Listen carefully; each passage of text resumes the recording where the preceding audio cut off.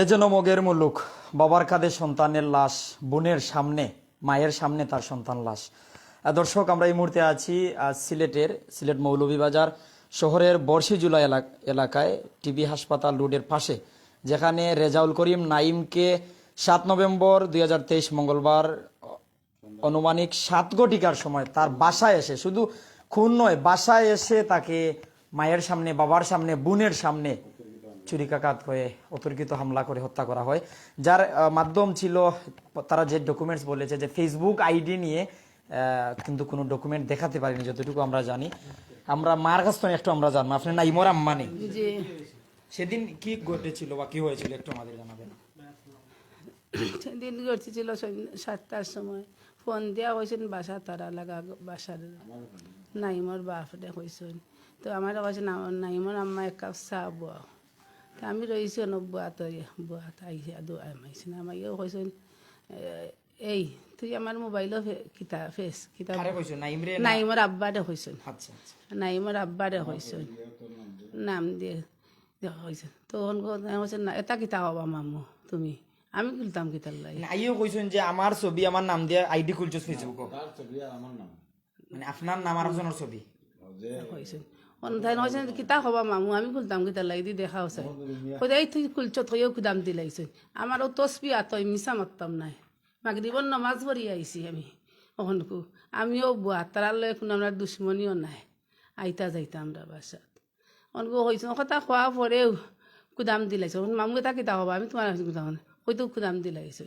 ও কথা হয়তো আমার লাগারুমো আমার ছেলে আসলা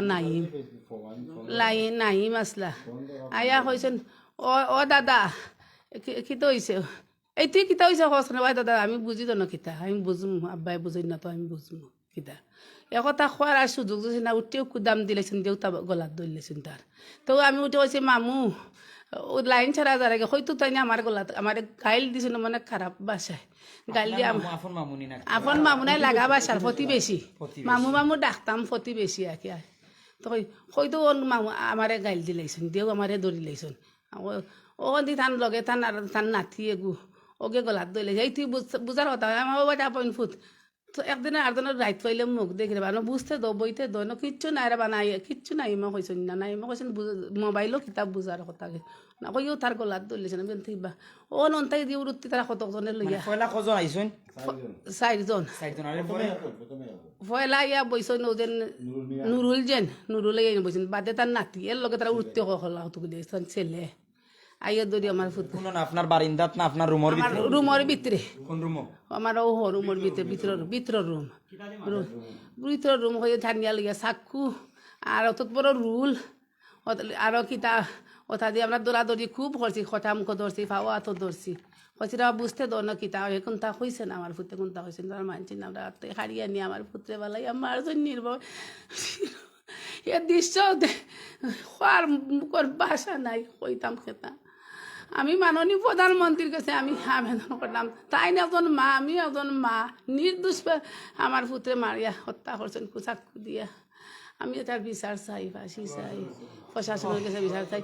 আমি সারা দেশ বিদেশ সব মা বাবা সবার কাছে আমি বিচার চাই, নির্দোষে আমার পুত্রে মারছেন, আমার পুত্রে কোনো দোষ করছেন না। আমার পুত্রে সপ্তাহ 2টা রোজা রাখতা নমাজ পড়তা, আমার পুত কলেজও গেছেন সকালে পয়লা ক্লাসটা করিয়া আইছেন গিয়া ডিগ্রিত ভর্তি হইয়া ডিগ্রি মুলিয়াদার মৌলভীবাজার সরকারি কলেজে মুলিয়াদার সরকারি কলেজও ভর্তি হইয়া হয়েছিল। আমি সবার কাছে বিচার চাই, প্রত্যেক মা বাবার কাছে বিচার চাই, এখন মার কুলতাই হারিয়ে নিয়া বাপর কুলতাই হারিয়ে নিয়া বনি মারছেন, আমি সবার কাছে বিচার চাই। কোনো দোষ নাই আমার ছেলের, কলেজও যাওয়া স্কুলে যাওয়া মাদ্রাসা যাওয়া রাস্তাঘাটে যাওয়া বাজারহাটে যাওয়া মাননীয় প্রধানমন্ত্রী যেন খবর লইয়া হইতা পারবা আমার ফুতর কোনো দোষ নাই, বিন্দু পরিমাণ দোষ নাই আমার পুতর। আমি বিচার চাই, ফাঁসি চাই, যারা আমার পুত্রে মারছেন আমি বিচার চাই। রনি, নুরুল, সুহান, ইমন, রুয়ান অনেক জেসি সুহানোর কিতা মহিলারাও কিতা আইছিল না কিতা মহিলা আইসলাম, মহিলার নাম ফারবিন, নুরুলর বউ নুরুলর ফুরি আর আনোয়ার আরো অনেকজন আইসেন। এসে তো আর হুশ রয়েছে না, চিন্তাম পারছি না, অনেকজন ছাত্র ভুয়াই নাচলা আমার আমি আর এখন কইতাম পারতাম না কিন্তু আমি এই দৃশ্য যদি কইতাম পারতাম না। আমি মা আমার মার কুলতাই হারি আমি প্রত্যেক মা বাবার কাছে দেশ বিদেশ সবার কাছে আমি এরা বিচার চাই ফাঁসি চাই আমি আমার নির্দোষ পুত্রে নিয়ে আমার চল মাননীয় প্রধানমন্ত্রী স্কুল কলেজে ফাটাইলেও খবর লইতে পারবা আমার পুতর কোনো দোষ নাই এলাকাতে কোনো দোষ নাই আমার পুতর কোনো বিন্দু পরিমাণ দোষ নাই আমার বুধে পাঁচ নমাজ পড়তা কোরআন পড়তা আমার বুধে সপ্তাহ 2টা রোজা রাখতা আমার এক বুধে ঘর থেকে বাড়াইয়া দেখি বসে মার বাবা ধরি সালাম করি তা আরি বড়িও কইতা পারবা আমার ভূত কমলা আরি বড়িও কইতা পারবা আমার ভূত কমলা আল্লাহ আমি মাননীয় প্রধানমন্ত্রীর কাছে আমি আরবার তাই একজন মা আমি একজন মা আমি সুস্থ বিচার চাই আমি ফাঁসি চাই ফাঁসি চাই ফাঁসি চাই আমি আর কি হৃদয় বিদারক ঘটনা, যার যায় সে বুঝে হায় বিচ্ছেদ বা হারানো কি যন্ত্রণা, অবুজ মনের অবুজ প্রশ্ন কি বলে দেব সান্ত্বনা। আসলে যারা স্বজন হারায়, যারা আত্মীয় স্বজন হারায়, তারা জানে কি মানিক রতন হারাইছে। যে বাবা তার সন্তান হারাইছেন সে বাবা জানান কি তার হারাইছেন, যে মায় তার সন্তান হারাইছেন তাই জানান কোন মানিক রতন হারাইছেন। আজকে প্রায় 8 দিন এখন পর্যন্ত কোনো আসামি জানা যায় যে গ্রেপ্তার হয়নি, কোনো আসামি গ্রেফতার হয়েছেন। আপনি রেজাউল করিম যে নাইমর কিতা আব্বা? আমি রেজাউল করিম নাইমের বাবা, আমি মোহাম্মদ সেরাগ মিয়া।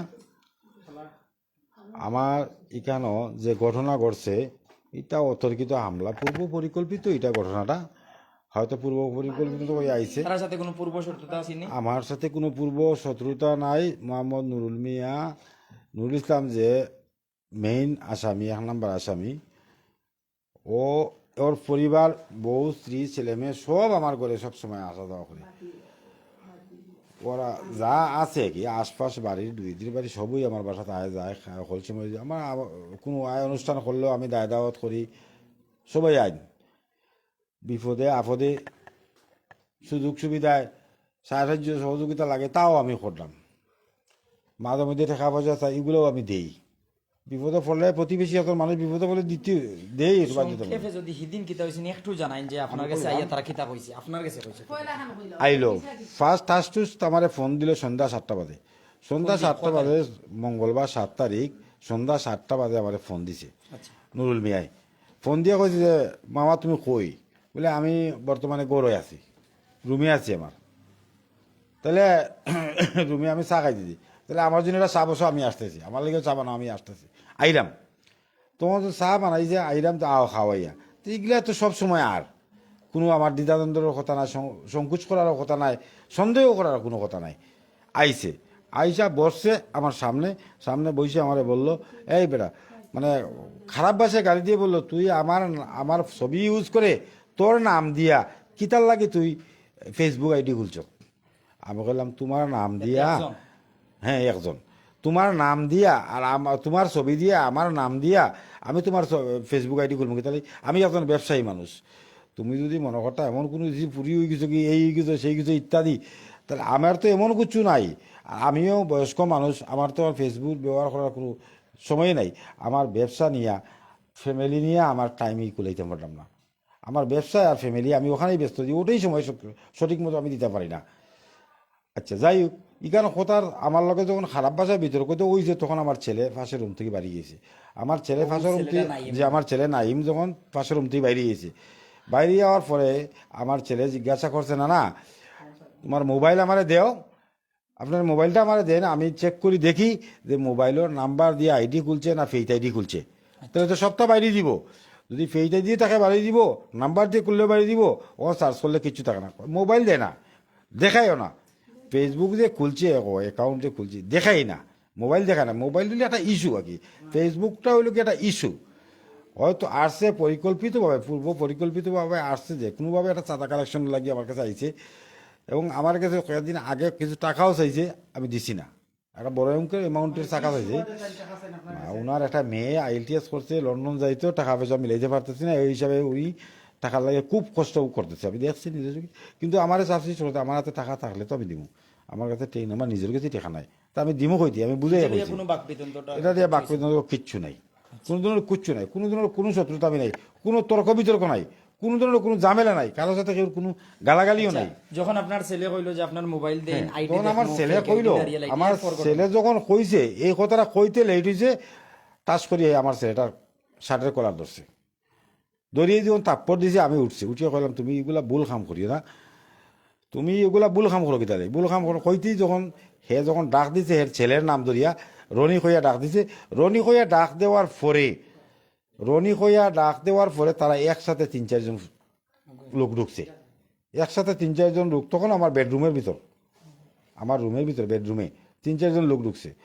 বাইরে তারা পরিকল্পিতভাবে আরো 15-16 জন মানুষ তারা আসিল, তারা অস্ত্রধারীভাবে আসিল। এরা আপনি দেখছেন নি? না, এরা আমি দেখছি না, আমি তো তখন আমার বেডরুমের ভিতরে। আচ্ছা, আপনার গেট আছে, দেওয়াল আছে, তারা ঢুকলো কিলা? আমার তো গেট খোলা, হে আইছে গেট খুলিয়া দিছি। প্রথমজন? প্রথম তো এ গেট লাগানি তো মুগরিবের আজানের ফোর খান নামাজের ফোর খাওয়া হইতো ঘটনা, তখন তো আমার গেট লাগানির তো প্রশ্নই হয় না, আমি নিজেও বাইরে যাবো। তখন আইছে, তখন হে আওয়ার পরে তার ডাক দেওয়ার সাথে তার ছেলে গেছে, তার বাতিজি করে নাতি দুইটা গেছে, যাইয়া ওরা আমার আক্রমণ করছে। করার পর আমার ছেলের জাফিয়া ধরছে। আমি অনেক চেষ্টা করিয়া আমার ছেলের ছুটাইতে পারতেছি না, অনেক কষ্টের বিনিময় এর বড় ভাইও আইছে, এর বড় ভাইও আইয়া এখানে মানে এই ঝগড়াটা ছুটাইবার লাগে চেষ্টা করছে। ওর বড় ভাই বারবার বলছে এই তোমরা দোষী, এবারে খামোখা কে লাগিয়ে দোষাদোষি করো, এর বড় ভাই বারবার বলছে। আমি কইরাম, কইতে দেন। পরে যখন নাইমরে আমার বেডরুম থেকে আমার এই ছোটো ভাইয়ের রুমে নিয়ে ঢুকানি হয়েছে, আমার ছোটো ভাই যে রুমটা থাকে এই রুমটা নিয়ে ঢুকানি হয়েছে। ঢুকানোর পর বাইরে যে লোকগুলো আসিল এই লোকগুলা যাচ্ছে এই রুমে ঢুকাইতেছে। এই রুমে যখন ঢুকার এই রুমে ঢুকানোর পরে এরা দেখার পরে এরারে ফোন দিছে, ভিতরে যেগুলো আসছিল নুরুল মিয়ারে ফোন দিছে বাইরের লোকেরা। বাইরের লোকে যখন ফোন দিছে নুরুল মিয়ারে, তোমরা বাইরে আও পাইছি, মানুষ পাইছি, তখন তারা ওদিকে উড় করিয়ে বাড়িয়ে আইছে। আমার এই দরজার মুখও আটাক করে লিছে, আমার এদিকে বাইরেতে দিছে না। আর তারা এদিকে আইয়া আমার দরজার লক ভাঙ্গি আমার ছেলেরা কইছে তুই চাবি দে, তোর চাচার রুমের চাবিটা দে, ডয়ার চাবিটা দে। তো কইছে আমি তো চাচা তো আমার টাউনও, চাচা ওই কেন নাই, চাচা কোন জায়গাতে আমি কইতে পারতাম, আমি তো চাবি দিব গেটি, আমি জানি না চাবি কোনানো, চাবি আমি জানলে তোমার কইতাম আমার চাবি কোনানো। এই কথার পরেই ঠাস করে ওরা টান দিয়ে নিয়া ফাঁকির বাচ্চার মতো উড়ে নিছে কি বাইরে নিয়ে আমার ওখানে সিঁড়ির কাছে ফেলাইছে। সিঁড়ির ওখানে ফেলাই তারা 3 জন লোক ধারাবাহিকভাবে স্টেপিং ছিল।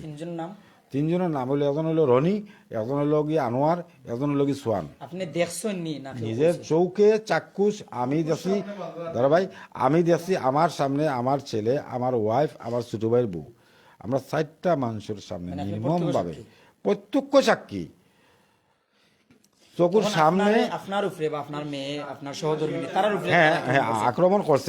আজে ইয়ে করতে পারি, ওরা বিভিন্ন ওদের যেগুলা হকি স্টিক আছিল, হকি স্টিক আছিল, বাট ওই যে SS5 এর যে লোয়ার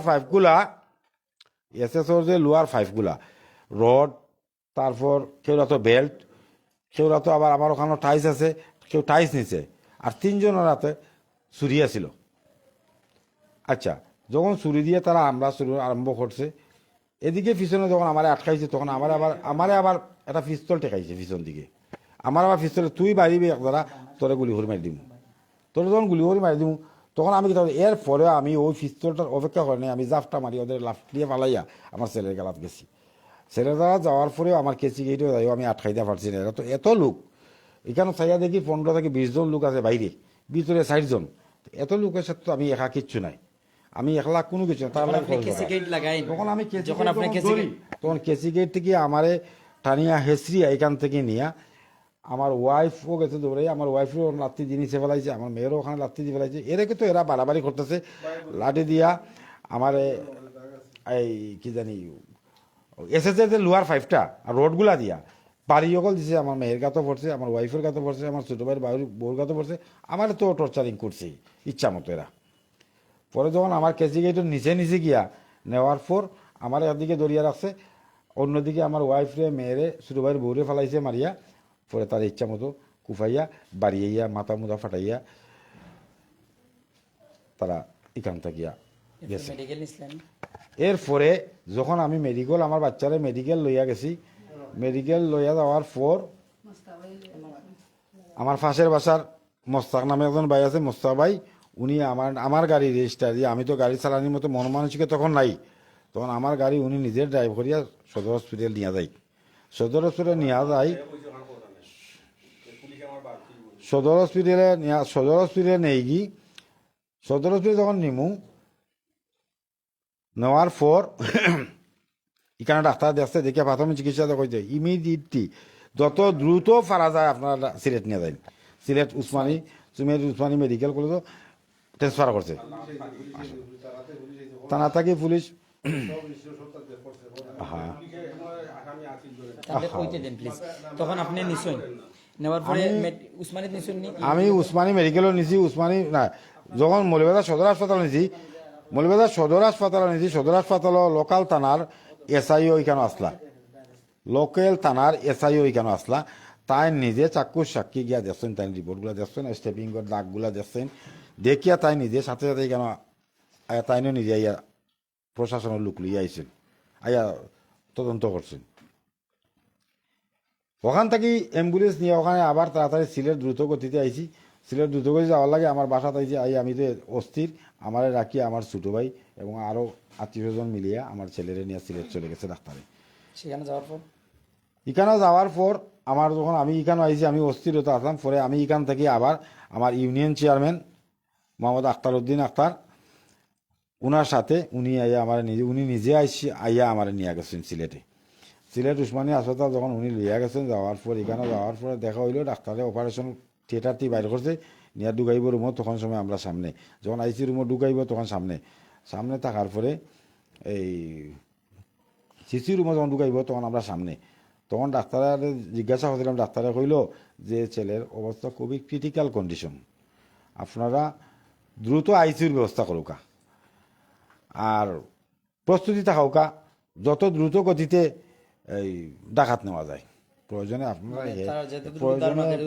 আপনারা হেলিকপ্টার ব্যবহার করুকা আপনারা ডাকাত নেওয়ার পরিকল্পনা মাথাতে হবে আমি সম্পূর্ণ সব ধরনের প্রস্তুতি নিয়েছি তৎকালীন তারা কইল যে আপাতত একটু দেখলাম বালা কইয়া এই প্রস্তুতির আর সময় মিলছে না আমার ছেলেটা এখানেই মারা গেছে এখন বর্তমানে এটা যে মামলা হইছে এমনকি আপনি এক অজ্ঞাত এমনকি যারা আইছিল তারারে আসামি করে আপনি মামলা করছেন যারারে আমি চিনছি আমি তারার নাম উল্লেখ করছি আর যারা চিনতাম পারছি না আমি নাম উল্লেখ দেইনি আমি অজ্ঞাত হিসাবে দিয়া দিছি এখানে বর্তমান প্রশাসন তো আপনার বর্তমান প্রশাসন থাকি তারা আমারে কইছেন যে ওসি হারুনুর রশিদ তারা করা 100% নিশ্চিত তখন ভাই আপনি আপনার মৃত্যুর প্রতিশোধ আপনারা পাইবা আমরা যথাসাধ্য যতটুকু সম্ভব আমরা কোনো ভুল ত্রুটি হইতো না এক যারা ত্রুটির পরিমাণ কোনো বেশ কম থাকতো না আমরা আপনার আসামি ধর্ম ফাঁসির মঞ্চের দ্বারা করাইমুই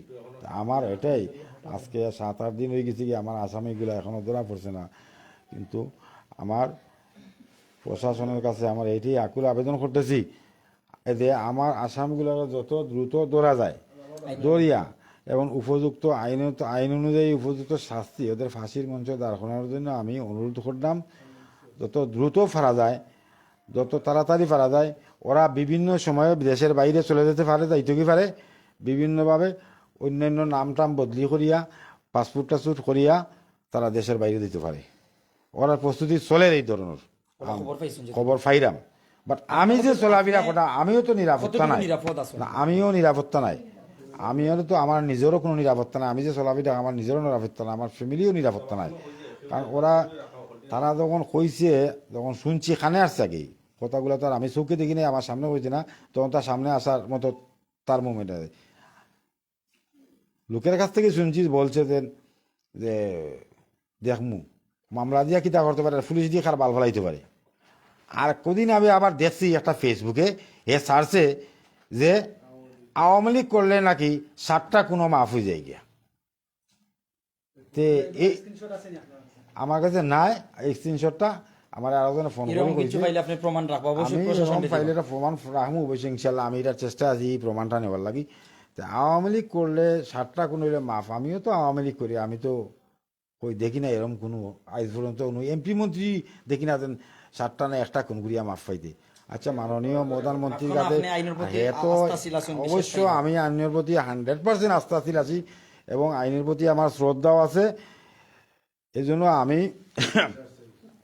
আমি বিচার চাইলাম সুস্থ বিচার চাইলাম প্রশাসনের কাছে আমি উপযুক্ত প্রকৃত আসামিগুলারে দরিয়া শাস্তি আমি মৃত্যুদণ্ড চাই। কি হৃদয়বিদারক ঘটনা, বাবার সামনেই সন্তান লাশ, বোনের সামনেই তার ভাই লাশ, মার সামনে তার মানিক রতন লাশ। আসলে সেদিন আমরা দেখেছিলাম মৌলভীবাজার 24 নিউজ সহ এনআর মিডিয়া সহ অনেক মিডিয়া, কিন্তু যে বোন বলছিল যে তার ভাইকে পানি দিয়েছিল, সেই পানিটুকু খেতে দেওয়া হয়নি, দাঁড়ালো অস্ত্র সেই পানি দিয়ে দেওয়া হয়েছিল। আসলে শুনলে চোখে জল চলে আসে। আর আমি আগেও বলেছি, যারা স্বজন হারায় একমাত্র তারা বুঝে ভাই হারানো কি আর সন্তান হারানো কি, আর যার যায় সে বুঝে হায় বিচ্ছেদ কি যন্ত্রণা। সেই বোনের কাছে একটু জানবো, আপনি পানি দিসলাই, আমরা কিন্তু বাবা মার কাছে অনেকটা খবর লইছি, পানি দিসলে আপনার বাইরে খাওয়ার লাইন অনেক দৌড়াদৌড়ি করছো, বক্তব্য আমার কাছেও আছে। সেদিন করে একটু ঘটনা আমরা জানাও। ভাইয়া এদিনকার ঘটনা অনেকে জিজ্ঞাসা কইছি সপ্তাহ, এখন তো আর ঘটনা জানার কিচ্ছু রয়েছে না, এখন তো আসামিরে ফাঁসি দেওয়ার কথা। আজকে 1 সপ্তাহ হয়ে গেছে, এখনো পর্যন্ত খেনে একজনকে ধরা হইল না। আমি জাস্ট ওটা জানতাম চাই, এখনো 1 সপ্তাহ হয়ে গেছে, এখনো পর্যন্ত খেনে একটা আসামিরে তারা ধরলো না খেনে। আমি শুধুমাত্র ওটা জানতাম চাই এখনো পর্যন্ত। আরে ভাই ঘটনা তো কতজনে কতটা হয়েছে, কতজনাই আমরা কাছ থেকে জানিয়ে দিয়েছেন ঘটনা, আমরা সবাই হয়েছি ঘটনা। এখন তো ঘটনা জানার কিচ্ছু রয়েছে না, সবাই জানে আমার ভাই নির্দোষ, আমার বাইরে তারা মারছে, আমরা চকুর সামনে অন্য ফালাইয়া মারছে তারা। নুরুলের ফুয়া রনি, নুরুলের ফুয়া জনি, নুরুলের বউ হইল পারবিন, নুরুলের ফুরি হইল জেসি, নাসিমার ভাই হইল গিয়া আনোয়ার, নাসিমার ছেলে হইল গিয়া সুহান, নাসিমার ছেলে রুহান, নাসিমার ছেলে হইল ইমন। আরো আছে তারা সাসাগরের ভাই একজন সালেমন আই থিঙ্ক নাম, তারা চিনি না। আরো আসলা 10-12 জন আসলা, তারা আমরা নাম চিনি না, বাস দেখছি আমরা। মানে আমি মানে কিরকম কইতাম আপনারা, আমরা চকুর সামনে তারা কিলাখান দরজার লোক এখনো ভাঙ্গা আছে, আপনারা চাইলে ক্যামেরা করতে পারডা। আমার তোর দাগ এখনো আছে, কিন্তু বেদনা তো আর দেখাইতাম পারতাম না এখন। আমি জাস্ট অতটুকু জানতাম চাই, এখনো পর্যন্ত খেনে বিচার হইল না। আজকে 1 সপ্তাহ হয়ে গেছে, এখনো পর্যন্ত খেনে একটা আসামিরে তারা ধরতে পারলো না। আমি শুধুমাত্র অতটুকু জানতাম চাই, তো স্লো কিতার লাগি আমি চাই যে তারার ফাঁসি হইতো। তারা এত স্লো কিতার লাগি বাংলাদেশের প্রশাসন, হে আমি শুধু অতটুকু জানতাম চাই। প্রধানমন্ত্রীর কাছে আমার আকুল আবেদন, তারারে এখন তো ডিজিটাল বাংলাদেশ, আমরা সবাই জানতাম এখন ডিজিটাল বাংলাদেশ। এটা যদি মানে আমরা যে বাংলাদেশে আছি না, আমরা আত্মীয় তারা সবাই করে, এটা যদি এখন যদি বাংলাদেশে এরকম ঘটনা হইতো, তারা 2 দিনের সপ্তাহ একবার তন্ন বিতন্ন করে তারা হরি আনলো নে। হ্যাঁ, তাই এটা কিতার লাগে বাংলাদেশ, কিতা এখনো কিতার লাগে তো স্লো, এখনো খেলে প্রশাসনে ধরতে পারলো না একটা মানুষ রে। এটা কি তার নিয়ম? এখানে আমরা কি গ্যারেন্টি আছে? আমরা কি গ্যারেন্টি আছে? আমি জানতাম যে আমার নিরাপত্তা কি। আমার ঘরের ভিতরে আইয়া তারা, আমার রুমের ভিতরে তারা আমারে মানছে না। আমি যে একটা মেয়ে মানুষ, আমার তারা নারী নির্যাতন করছে, তারা আমার মারে মারছে, আমারে মারছে, আমার শাশুড়ে মারছে। এটা তো নারী নির্যাতন, খালি কোন অভিযোগ না, নারী নির্যাতনের অভিযোগ তার নামে আছে। আমি দিব গিয়া তারা মানে তারা কিতা করছে, আমরা মারছে। আইস কি নিরাপত্তা আছে আমার যে ফ্যামিলির এতটা মানুষ, আমার কি নিরাপত্তা আছে? আমি সেটা জানতাম চাই। আমি একটা কলেজ পড়ুয়া স্টুডেন্ট, আমি যে কলেজে যাইতাম পারতাম না, আমি স্টেশন যাইতাম পারতাম না, আমি স্পোকেনও যাইতাম পারতাম না, আমি খাম শিখি, সেলাই টেলাই এটসেট্রা এটসেট্রা কত কিছু আমি শিখি, আমি কেন শিখতাম পারতাম না? আমি জানতাম চাই কিতা লাগি, আমার কিতা অধিকার নাই নি? স্বাধীন বাংলাদেশের নাগরিক আমরা, কিতার লাগি এখনো পর্যন্ত আমরা এলাকান, এখনো কিতার লাগি বাংলাদেশের এই অবস্থা? আমি প্রধানমন্ত্রীর কাছে আমার আকুল আবেদন, আমি জানতাম চাই না, আমি কিচ্ছু কইবার মতো নাই। দেখোই না আমার চোখে পানি নাই, তো দেখোই না আমার চোখে পানি আছে নি? নাই, কই দেখেই তো পানি নাই তো চোখের মাঝে। আমার কাহিনী কইবার তো কিচ্ছু নাই এর মাঝে, কাহিনী কইবার আর কিচ্ছু রয়েছে না। আপনারা কি তো জানতে চাই? ওখানে আসামির আইন আমার সামনে দিবা আপনারা। যদি বাংলাদেশে কোনো আইন থাকিয়া থাকে, যদি বাংলাদেশে কোনো প্রশাসন থাকিয়া থাকে, নয় বাংলাদেশ থাকে কি তৈতো সারা বাংলাদেশ চলে যাও। সারা আমার অভিশাপ লাগবে সারা বাংলাদেশে, কোনো মাজক করতো না, কোনো মানুষ না। যদি আমার ভাইয়ের বিচার আমি না পাই, মার চকুর পানি, পয়নর পানি, অত সুদা নাই, অত সুদা নাই। আল্লাহ আছে নুফরে, আল্লাহ আছে নুফরে। আমি জাস্ট বিচার চাই, ফাঁসি চাই, খুনিদের ফাঁসি। আমি আর কিছু জানতাম চাই না, আমি আর কিছু কইতামও চাই না আপনারারে। আমি জাস্ট তারারে আমার সামনে আনতাম, তারা নিয়ে আমার হাজির করতো, আমি জিকাইতাম। আমার একটাই ইচ্ছা, আমি তারা জিকাইতাম আমার বাইরে খেনে মারছে তারা, আমার নির্দোষ বাইরে, আমার নিষ্পাপ বাইরে তারা খেনে মারছে। আজ যতটা দিন হয়েছে একটা মানুষে খেয়ে করতে পারছে আমার বাইর কোনো দোষ? আপনারা কই? আপনারা তো মিডিয়ার মানুষ, আপনারা তো একটু কইলে তারা আপনার সব জানিলেন। আপনারা কেউ কিন্তু আমার বাইরে কোনো দোষ করতে পারছো নাই তো? দোষ কোনো দোষ নাই আমার ভাইয়ে কোনো দল করছে না, কোনো কিচ্ছু নাই, কোনো লীগ নাই, কোনো আড্ডাবাজি নাই, কোনো কিচ্ছু নাই। আমার ভাই বাজারও গেছে কইবা, বাজারও ফোন করে দিয়ে আড্ডা মারছিনি, কিচ্ছু নাই আমার বাড়িতে। তার লাগে আমার বাইরে তারা নৃশংসভাবে আমার ঘরের ভিতরে আইয়া আমরা সামনে এখানে তারা মারতো, সামান্য কিছু সামান্য একটা বিষয় লাগে যদি তারা এই খুন করতে পারে, তার কি নিরাপত্তা আছে? কোনো আনুত নিরাপত্তা নাই, সারা দেশের কোনো নিরাপত্তা নাই। তো আমি শুধুমাত্র তারার হাসি চাই, আমার সামনে তারারে আনিয়া দিত, আমি জিকাইতাম খেনে আমার বাইরে তারা মারছে, বেশ শেষ। তারার ফাঁসি আমি দেখতাম চাই নিজের চৌকে, নতুবা সারা দেশ জ্বলবো, সারা দেশ জ্বলবো। একটা পরিজন অভিশাপ আমি যা চলে জানতাম চাই। বাংলাদেশে যদি কোনো প্রশাসন তাকিয়ে থাকে, যদি কোনো প্রশাসন আইন তাকিয়ে থাকে, দেশের যদি কোনো সরকার তাকিয়ে থাকে, তাইলে আমি বিচার চাই। বেশ শেষ, বেশ শেষ। আমি কোনো বিচার চাই। আমার কোনো নিরাপত্তা নাই কি তার লাগিয়ে। আমার আরো বই নেই না, নতুন বড় বড় বই নেই, নতুন বড় বই নেই। তারা কেউ স্কুলে যাইতে পারে না, কলেজে যাইতে পারে না। আরে ভাই আমি রাত ঘুমাইতে পারি না, আমি রাত ঘুমাইতে পারি না ভাই। তারা হুমকি দিয়াই তো গেছে, তারা কইছে জেরো জায়গায় ফেরত দেয় মারবো। হ্যাঁ, তারা তো জেরো ফেরত ঘুরেছে দেয় মারবো। দেশের ভিতরে তারা এখনো আছে, তারপরে তারা এখনো কোনো কুজ নাই। কি গ্যারান্টি আছে? আমি কখনো গেছি, আমি বাধ্য হয়ে বাড়িয়ে গেছি। আমি আমার আব্বু একলা আমার সংসার সব চালাই না, আমার আব্বু হেড, তাই যে বারোই আর তাই, তার কি গ্যারান্টি আছে? তারা তারা বাড়িতে আবার কাজ করে, তারা বাড়ির মাঝে এখনো মহিলারা আছে। হ্যাঁ, তারা আমি জানতাম এটা কি ধরনের প্রশাসন। এক সপ্তাহ হয়ে গেছে, এখন আমি কোনো বিচার পাইছি না। আমি কিচ্ছু কইতাম না, তো আমি কি আর কাহিনী কিতা কইতাম? হৃদয়বিদারক ঘটনা। বোন কাঁদতে কাঁদতে চোখের জল শুকিয়ে ফেলেছেন, বাবা মা কাঁদছেন সেই সন্তানের বিচারের জন্য, সন্তানের জন্য আইনের মাধ্যমে সুষ্ঠু বিচার তারা চাচ্ছেন, তারা দাবি করছেন। যারা আমাদের সাথে আছেন প্রত্যেক আমাদের সাথেই থাকুন, এমনকি এই পরিবারের হয়ে আপনার ভাই ভেবে, আপনার সন্তান ভেবে তাদেরকে সাপোর্ট করুন। আসামি যারা হয়েছে তাদেরকে ধরিয়ে দিন, আইনকে সহায়তা করুন। আর আইনের যারা আমাদের সাথে থাকেন, আমাদের নিউজগুলো দেখেন, আমরা জোরালোভাবে অনুরোধ করছি আপনারা তাদেরকে গ্রেফতার করুন। আইনের মাধ্যমে, সুষ্ঠু তদন্তের মাধ্যমে সর্বোচ্চ শাস্তি নিশ্চিত করুন।